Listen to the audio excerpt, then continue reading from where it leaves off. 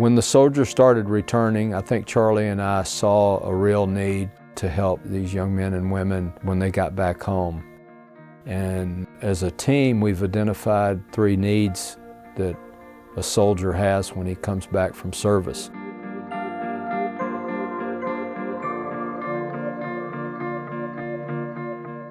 So first, most important thing is to get them healthy.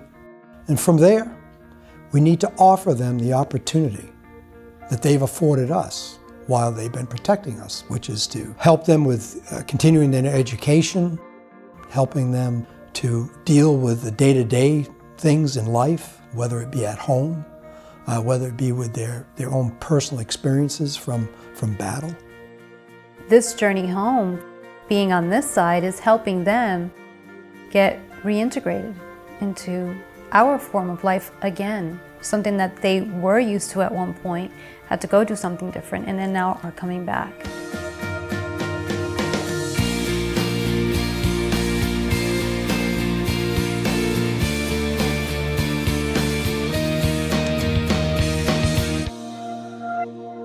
In the last several years, I have had the honor of being among our men and women in uniform in some pretty desolate parts of the world. And I say this from my heart of hearts, whether you find them in this country, on a base here, or some hellhole over in Iraq or Afghanistan, they're the best we've got. There are no finer Americans than the ones you see in uniform. We owe them an unpayable debt of gratitude. And I learned very early on that 2 things protected America: the grace of God and the United States military. It was that way then, it's that way now.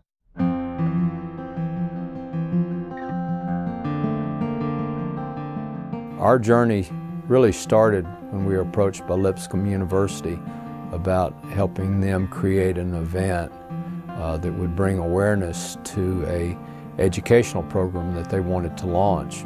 As an entertainer, we committed Charlie to play it. So we started that, and you know, we've come from, I think, 6 veterans that we started with 4 years ago to where we're at over 200 veterans that are going to school free of charge. The Sentinels of Freedom, it's an organization that was born out of a need, you know, an opportunity for these young men and women to go to school. The void that allowed those young men and women to be able to get settled, to be able to have transportation, be able to have a home, be able to have a bed to sleep in, have the food they need while they're going to school. So we need to continue to emphasize those 2 programs from our point of view. The whole idea around the Palm event is to reach out to people that might not necessarily come in contact with soldiers during their daily routine. It's people that I think America is full of, and that's people that want to help, but they're not sure how.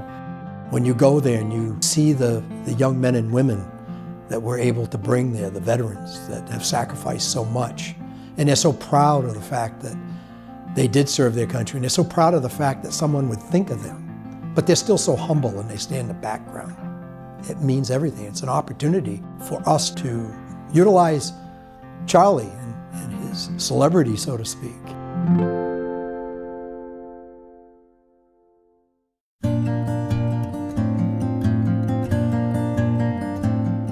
I think it's a blessing when someone comes along and you know immediately it's going to fit right into your team. It's that common belief, that common desire, that common striving to reach a goal. And they stepped forward this year to decide to make a strong commitment, ongoing commitment to support Charlie in any way they can. And that's Joe and Mercedes Longever. We are constantly talking about what can we do to make this better, to help our soldiers, and to just put what we have, all our knowledge and all our efforts into helping. This is a war that has gone on for so long that we can't forget that sacrifice. If we all do a little bit, it adds up to a lot. If a corporation gives, if a business gives, if an individual gives, not just money but time, I think that's part of what we need to do.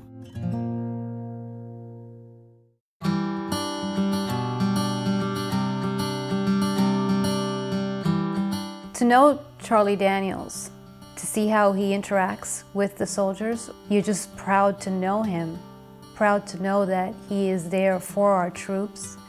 He stands for a great cause. It's been somewhat of a Pied Piper sort of thing that's led by Charlie, and that's to figure out ways that we can support our veterans and the men and women that are still serving. We're going on 13 years, 14 years of experience of not only spending time with soldiers, but recognizing their needs, and so we're a safe place to come to. We have our organizations that we support. We encourage strongly that you come support ours because we know the ones that we support are proven. We know where the money goes. We watch that. We care about that. We're on that journey home, and we want to walk that with the soldiers.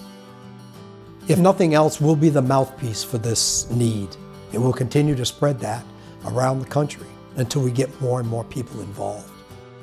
Whether you give $1, if you give $10,000, whether you give 10 minutes or you give an hour, everything that you will do will benefit those young men and women. They were volunteers. No one told them they had to. They went out there and they were standing, as Charlie says, in the gap, protecting us from all those people out there that want to do harm to us. We can never forget that.